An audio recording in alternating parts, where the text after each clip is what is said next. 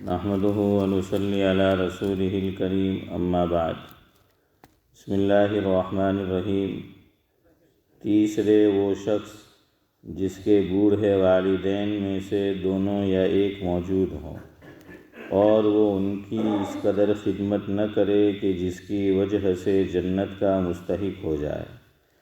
والدین کے حقوق کی بھی بہت سی احادیث میں تاکید آئی ہے۔ علماء نے والدین کے حقوق میں لکھا ہے کہ مباح امور میں ان کی اطاعت ضروری ہے، نیز یہ بھی لکھا ہے کہ ان کی بے ادبی نہ کرے، تکبر سے پیش نہ آئے اگرچہ وہ مشرک ہوں، اپنی آواز کو ان کی آواز سے اونچی نہ کرے، ان کا نام لے کر نہ پکارے، کسی کام میں ان سے پیش قدمی نہ کرے، امر بالمعروف اور نہی عن المنکر میں نرمی کرے، اگر وہ قبول نہ کریں تو سلوک کرتا رہے اور ہدایت کی دعا کرتا رہے، غرض ہر بات میں ان کا بہت احترام ملحوظ رکھے۔ ایک روایت میں آیا ہے کہ جنت کے دروازوں میں سے بہترین دروازہ باپ ہے، تیرا جی چاہے اس کی حفاظت کر یا اس کو ضائع کر دے۔ ایک صحابی رضی اللہ عنہ نے حضور اکرم صلی اللہ علیہ وسلم سے دریافت کیا کہ والدین کا کیا حق ہے؟ آپ نے فرمایا کہ وہ تیری جنت ہیں یا جہنم، یعنی ان کی رضا جنت ہے اور ناراضگی جہنم ہے۔ ایک حدیث پاک میں آیا ہے کہ مطیع بیٹے کی محبت و شفقت سے ایک نگاہ والد کی طرف ایک مقبول حج کا ثواب رکھتی ہے۔ ایک حدیث میں ارشاد ہے کہ شرک کے سوا تمام گناہوں کو جس قدر دل چاہے اللہ تعالیٰ معاف فرما دیتے ہیں، مگر والدین کی نافرمانی کا مرنے سے پہلے دنیا میں بھی وبال پہنچاتے ہیں۔ ایک صحابی رضی اللہ عنہ نے عرض کیا کہ میں اللہ کے راستے میں جانے کا ارادہ کرتا ہوں۔ آقا نے دریافت فرمایا کہ تیری والدہ بھی زندہ ہے؟ انہوں نے عرض کیا کہ ہیں۔ حضور اکرم صلی اللہ علیہ وسلم نے فرمایا کہ ان کی خدمت کر کہ ان کے قدموں کے نیچے تیرے لیے جنت ہے۔ ایک حدیث پاک میں آیا ہے کہ اللہ تعالیٰ کی رضا باپ کی رضا میں ہے اور اللہ تعالیٰ کی ناراضگی باپ کی ناراضگی میں ہے، اور بھی بہت سی روایات میں اس کا اہتمام اور فضیلت وارد ہوئی ہے۔ جو لوگ کسی غفلت سے اس میں کوتاہی کر چکے ہیں اور اب ان کے ماں باپ دنیا میں موجود نہیں، شریعت مطہرہ میں اس کی تلافی بھی موجود ہے۔ ایک حدیث پاک میں ارشاد ہے کہ جس کے والدین اس حالت میں مر گئے ہوں کہ وہ ان کی نافرمانی کرتا ہو تو ان کے لیے کثرت سے دعا اور استغفار کرنے سے فرما بردار شمار ہو جاتا ہے۔ ایک دوسری حدیث میں وارد ہے کہ بہترین بھلائی باپ کے بعد اس کے ملنے والوں سے اچھا سلوک ہے۔ حضرت عبادہ رضی اللہ عنہ کہتے ہیں کہ ایک مرتبہ حضور اکرم صلی اللہ علیہ وسلم نے رمضان المبارک کے قریب ارشاد فرمایا کہ رمضان کا مہینہ آ گیا ہے جو بڑی برکت والا ہے، حق تعالی شانہ اس میں تمہاری طرف متوجہ ہوتے ہیں اور اپنی رحمت خاصہ نازل فرماتے ہیں، خطاؤں کو معاف فرماتے ہیں، دعا کو قبول کرتے ہیں، تمہارے تنافس کو دیکھتے ہیں اور ملائکہ سے فخر کرتے ہیں، پس اللہ تعالیٰ کو اپنی نیکی دکھلاؤ۔ بد نصیب ہے وہ شخص جو اس مہینے میں بھی اللہ تعالیٰ کی رحمت سے محروم رہ جائے۔ فائدہ: تنافس اس کو کہتے ہیں کہ دوسرے کی حرص میں کام کیا جائے اور مقابلے پر دوسرے سے بڑھ چڑھ کر کام کیا جائے، تفاخر اور تقابل والے آویں اور یہاں اپنے اپنے جوہر دکھلاویں، فخر کی بات نہیں۔ تحدیث بالنعمت کے طور پر لکھتا ہوں، اپنی نااہلیت سے خود اگرچہ کچھ نہیں کر سکتا، مگر اپنے گھرانے کی عورتوں کو دیکھ کر خوش ہوتا ہوں کہ اکثروں کو اس کا اہتمام رہتا ہے کہ دوسری سے تلاوت میں بڑھ جاوے۔ گھریلو کام کاج کے ساتھ 15-20 پارے روزانہ بے تکلف وہ پورے کر لیتی ہیں۔ حق تعالی شانہ اپنی رحمت سے قبول فرمائے اور زیادتی کی توفیق عطا فرمائے۔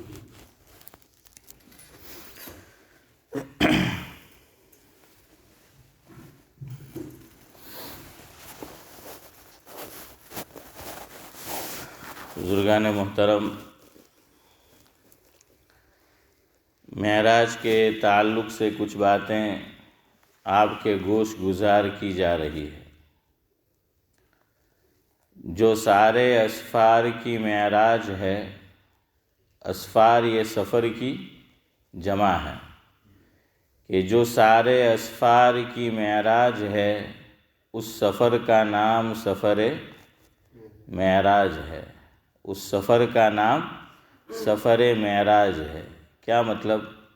کہ دنیا میں جتنے سفر لوگوں نے کیے معراج سے پہلے اور جو بعد میں کریں گے، اس سے اچھا کوئی سفر ہو نہیں سکتا۔ کہ جو سفر حضرت نبی کریم صلی اللہ علیہ وسلم کو نصیب ہوا ہے کہ معراج کا سفر، تو جو سارے اسفار کی معراج ہے اس سفر کا نام سفر معراج ہے۔ ہوئی وہاں جو باتیں وہ ایک راز ہے، ہوئی وہاں جو باتیں وہ ایک راز ہے، سیکریٹ ہے، بھید ہے۔ تو ہوئی وہاں جو باتیں وہ ایک راز ہے۔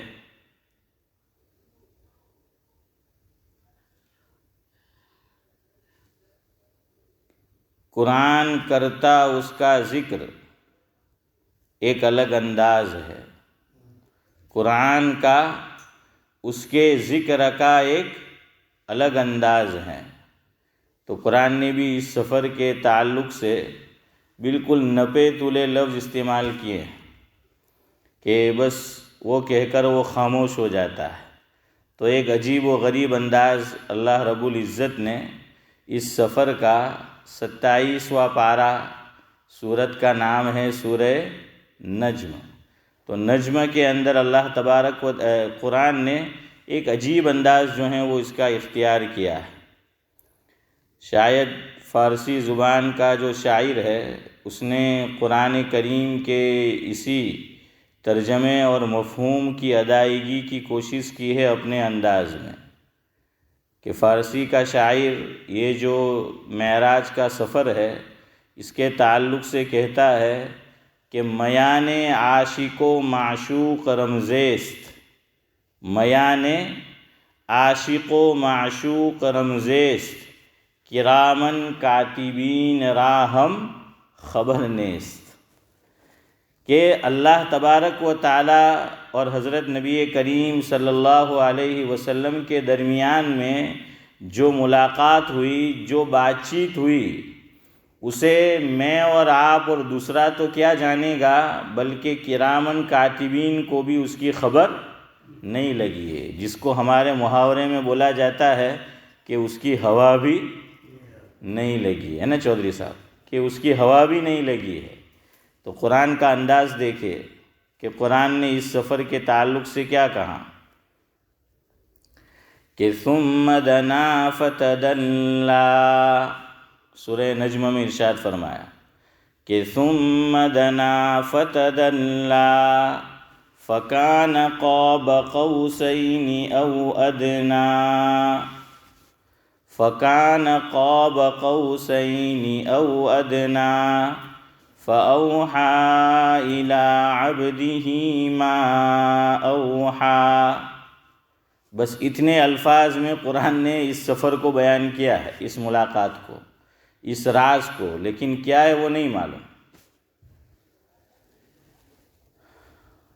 نہ آپ سے پہلے کوئی پہنچا ہے نہ کوئی پہنچے گا۔ نہ آپ سے پہلے کوئی پہنچا ہے نہ پہنچے گا۔ یہ اعجاز خدا کسی اور کو نہ بخشے گا۔ ہیں چودھری صاحب، یہ اعجاز خدا کسی اور کو نہ بخشے گا، آپ سے پہلے بھی نہیں بخشا، اور آپ کے بعد تو سوال ہی پیدا نہیں ہوتا کہ وہاں تک جو ہے وہ کوئی جائے۔ آخری مصرع ہے، معراج کا عظیم تحفہ نماز ہے، معراج کا عظیم تحفہ نماز ہے، جو اسے کرتا نہیں ادا خدا ہوتا اس سے ناراض ہے۔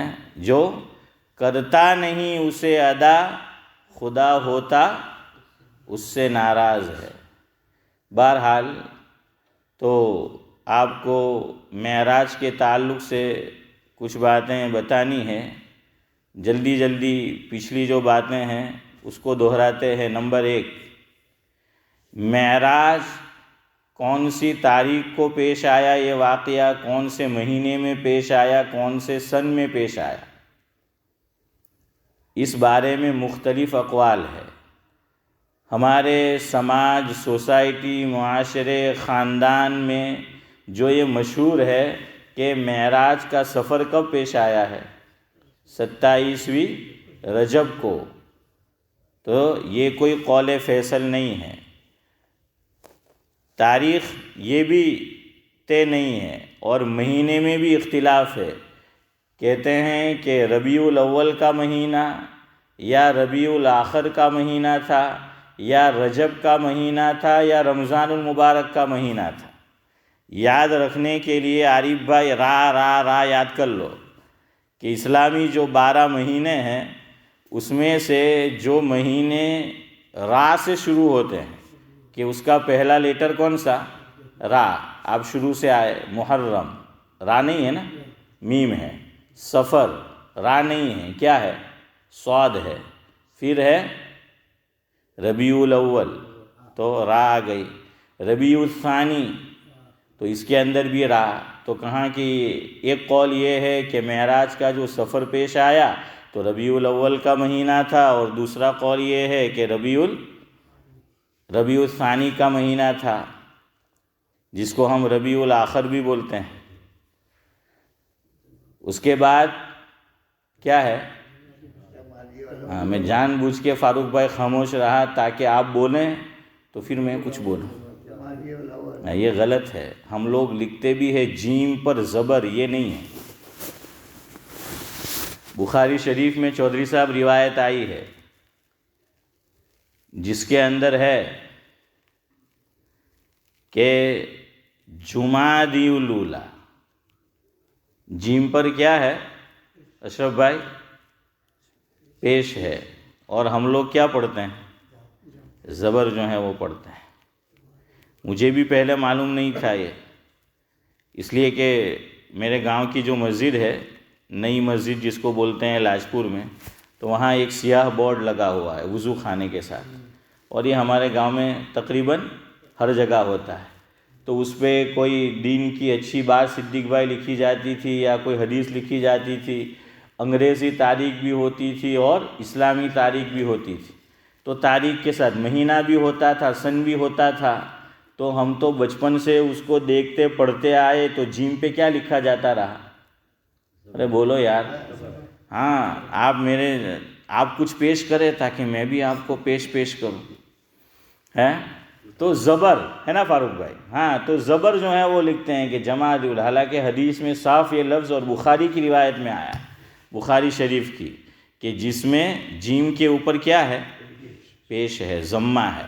اچھا مجھے بھی معلوم نہیں تھا، ہم بھی اسی طرح میں بھی بولتا تھا اور سمجھتا تھا۔ ایک دن ایسا ہوا کہ ہماری مسجد کا جو اوپر کا حصہ ہے اور اس سے اوپر کا بھی، تو وہاں اولیو اسکول یہ شروع ہوئی، تو تراج کے ایک مولانا وہ بھی خدمت کرتے تھے، غالباً مولانا محمد نام تھا، اسکول کی جو باہر کھڑے رہتے تھے بچوں کو چھوڑنے آتے تھے، تو اب بولٹن میں ہوتے ہیں، شاید امیجی، ان کی سرنیم تراج کے امیجی ہے. تو میری بیٹی بھی یہاں پڑھتی تھی، میں اس کو چھوڑنے آتا تھا اسماعیل چچا. تو ایک دن میں چھوڑنے آیا تو مولانا نے مجھے دیکھا تو میرے پاس آئے اور کہنے لگے کہ آپ سے ایک سوال کرنا ہے. میں نے کہا بالکل بخوشی بولیے.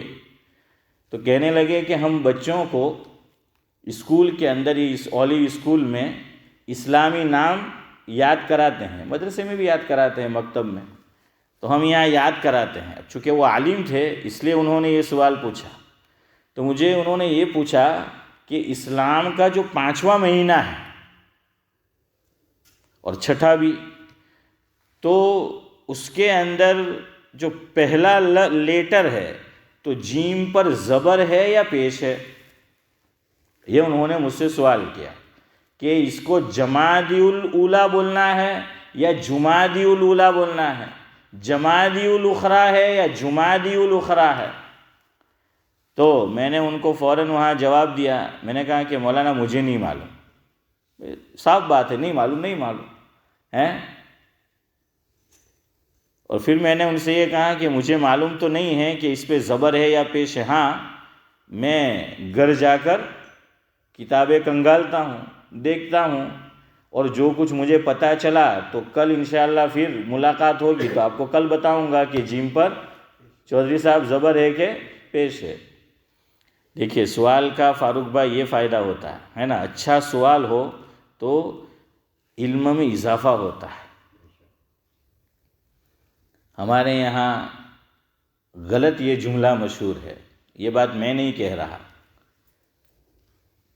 مفسر قرآن، محدث عظیم، شارح حجت اللہ البالغہ، فقیہ النفس، سابق شیخ الحدیث دارالعلوم دیوبند حضرت مولانا مفتی سعید احمد صاحب پالنپوری نور اللہ مرقدہ کی ترمذی شریف کی جو تقریر چھپی ہوئی ہے کتابی شکل میں، اس کا نام میں نے آپ کو بارہا بتایا ہے، تحفۃ المعی. اس کے حاشیے میں حضرت نے لکھا ہے کہ ہمارے یہاں مشہور یہ ہے کہ سوال کرنا آدھا علم ہے. نورانی بھائی کیا کہا جاتا ہے کہ سوال کرنا آدھا علم ہے. تو سوال کرنا آدھا علم نہیں ہے. سوال کرنے کو تو عارف بھائی کوئی کچھ بھی کر سکتا ہے.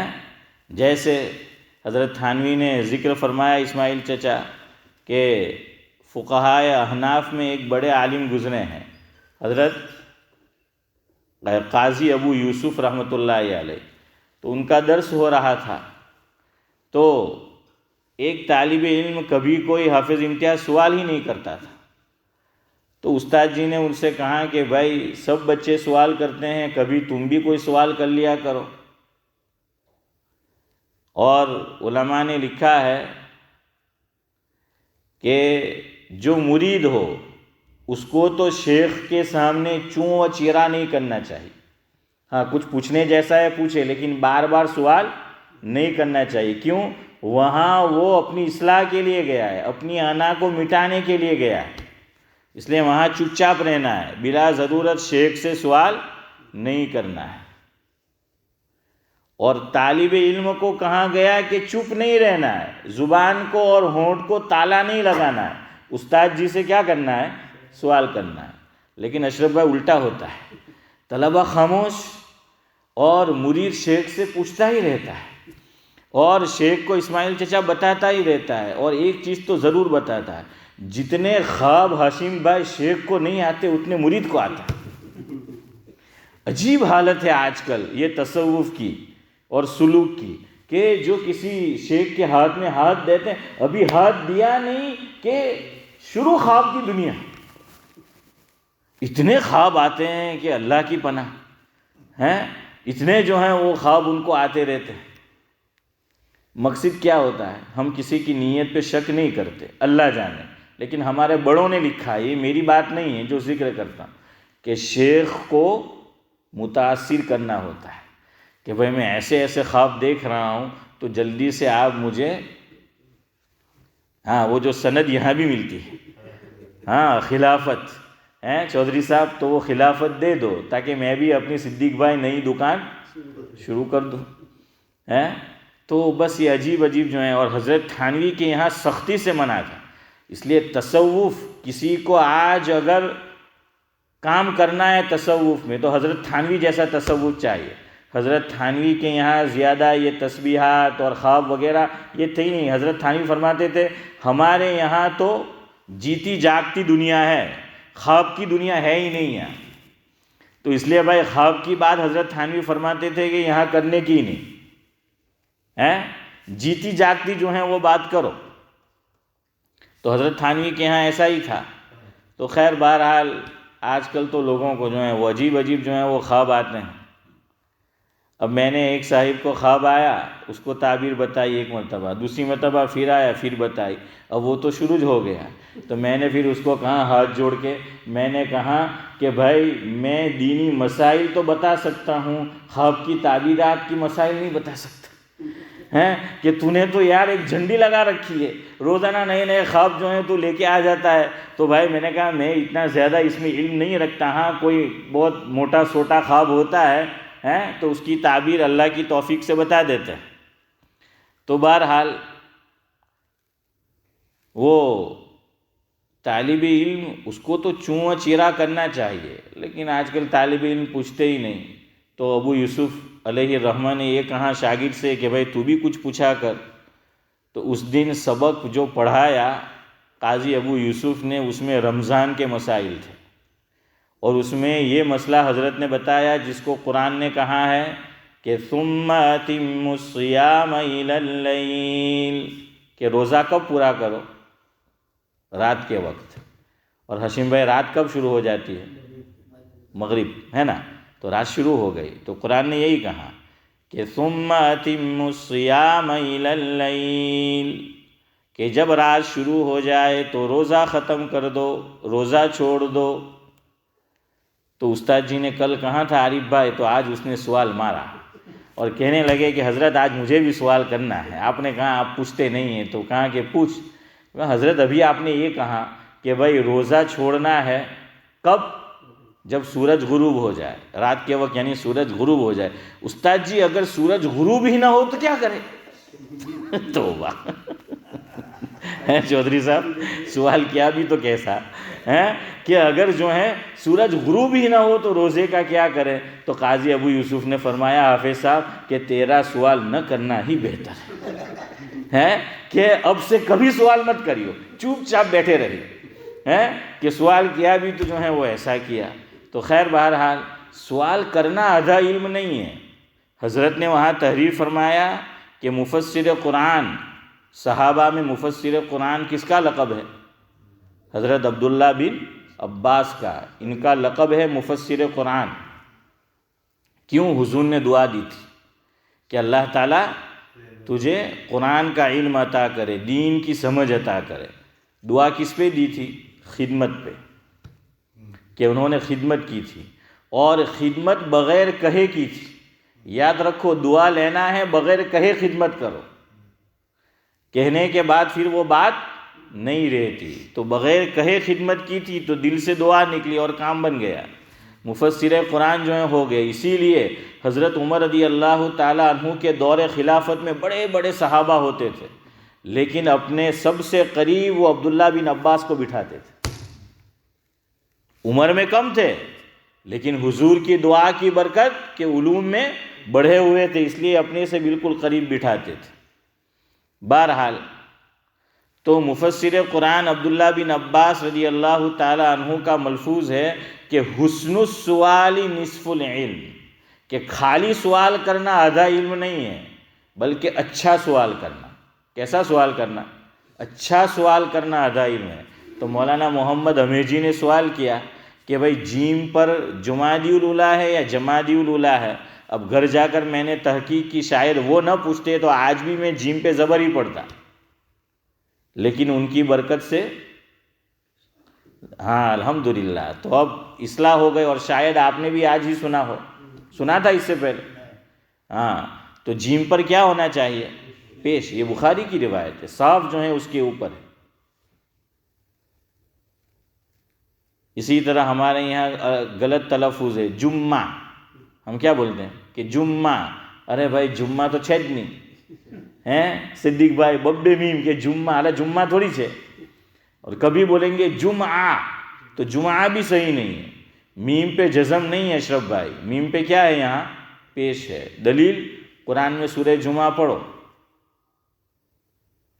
کہ یا ایھا الذین آمنوا اذا نودی للصلاۃ من یوم الجمعہ، کیا آیا ہے میم پر؟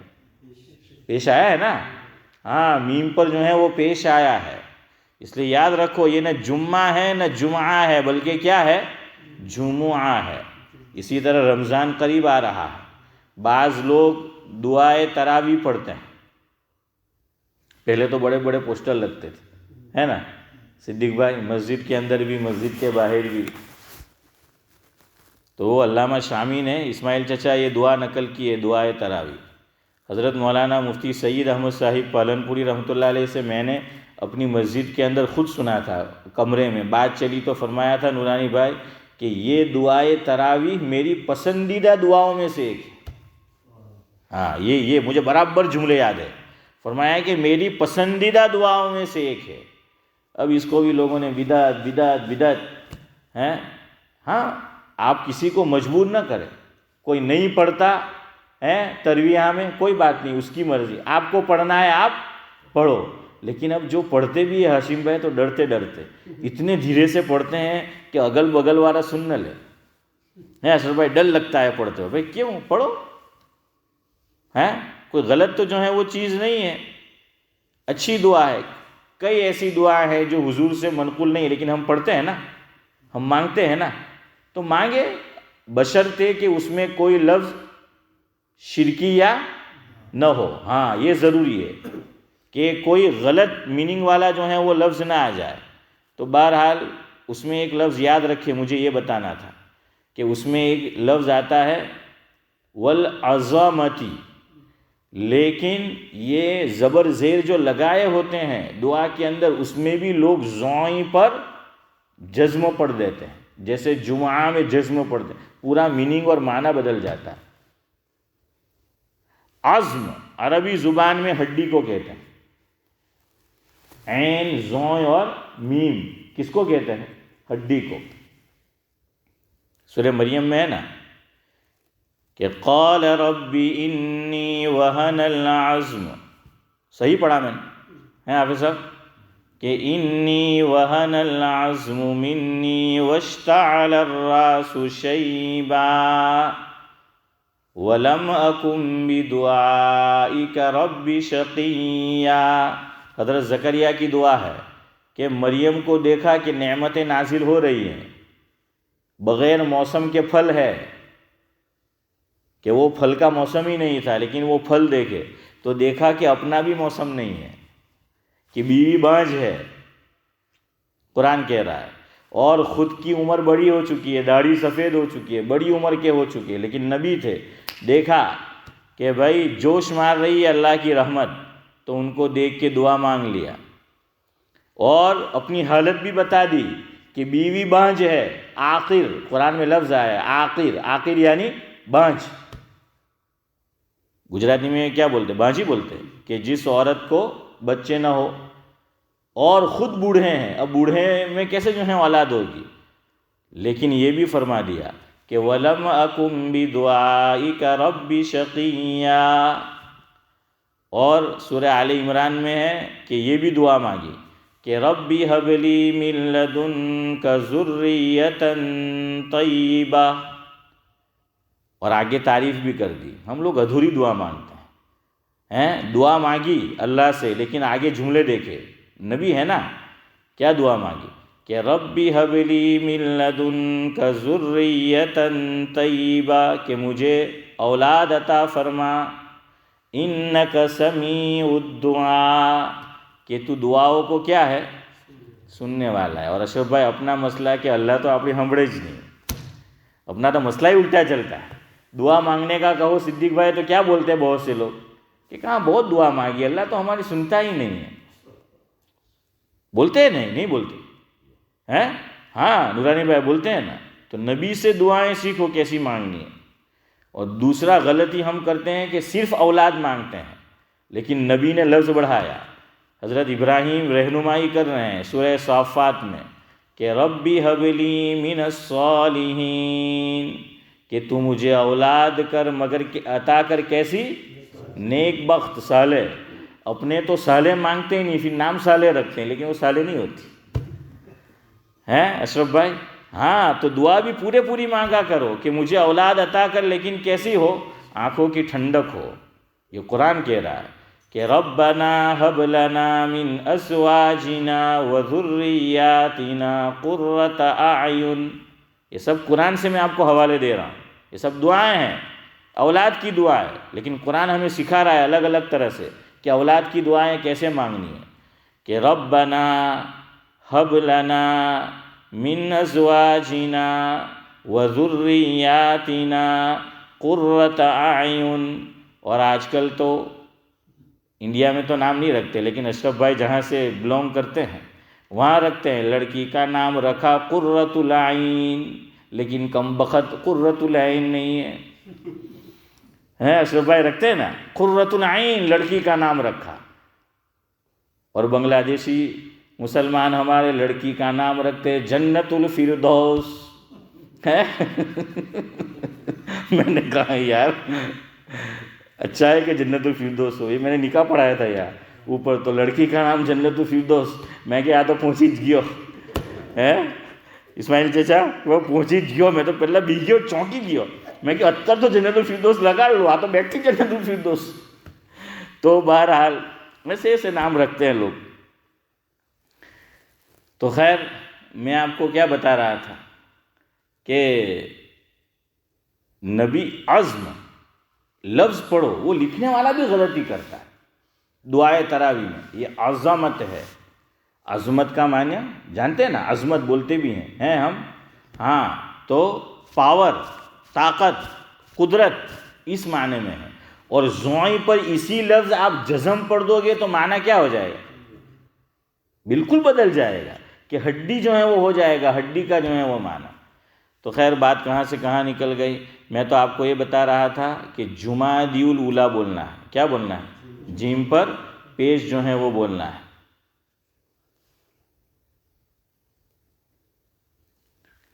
تین چار ایسے اور بھی الفاظ ذہن میں آ رہے تھے لیکن اب چھوڑتا ہوں، وقت ہو گیا ہے. 5 منٹ آلریڈی ہماری جو ہے وہ اوپر ہو گئے. ایک صاحب نے مجھے نصیحت کی تھی کہ مول صاحب آپ کا آواز ذرا بیٹھا ہوا ہے، کم بول رہے ہو. پھر کھل جائے تو پھر بھی کم بولیو، تھوڑی دیر ہیں، تھوڑے عرصے تک کم بولیو، نہیں تو واپس وہ گاڑی ریورس میں نہ چلی جائے. تو میں نے کہا کہ ہاں آپ کی ایڈوائس صحیح ہے. وہ ماشاءاللہ سنتے بھی ہے گھر پہ، تو اس لیے 5 منٹ آلریڈی زیادہ ہو گئے. چلے جلدی جلدی بات کو سمیٹتے ہیں. شب معراج قرآن سے ثابت ہے. معراج کا قصہ قرآن سے ثابت ہے. کتنا ثابت ہے وہ آپ کو بعد میں بتائیں گے. سمجھ آئے کہ نہیں؟ اسرا، 2 لفظ آپ نے سنے ہوں گے چودھری صاحب، اسرا اور معراج. اسرا کس کو کہتے ہیں؟ مکہ مکرمہ حرم شریف سے ام ہانی کے گھر سے جو یہ سفر شروع ہوا ہے براق پہ، وہاں سے لے کر کہاں تک؟ مسجد اقصیٰ تک. یہ قرآن سے ثابت ہے. اتنا سفر اس کو اسرا کہتے ہیں. اس کے آگے کا جو سفر ہے اس کو معراج بولتے ہیں.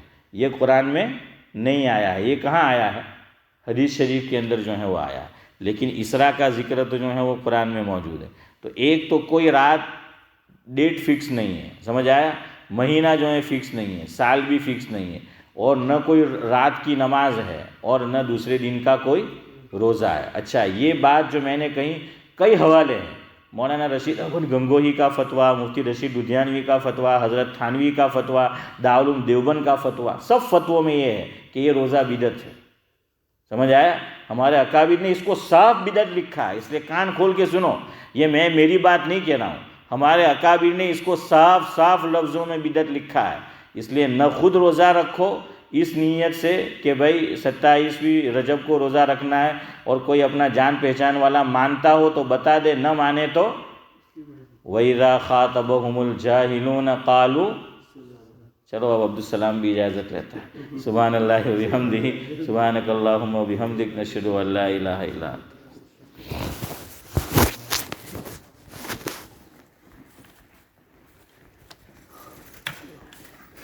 آج بتا رہا ہوں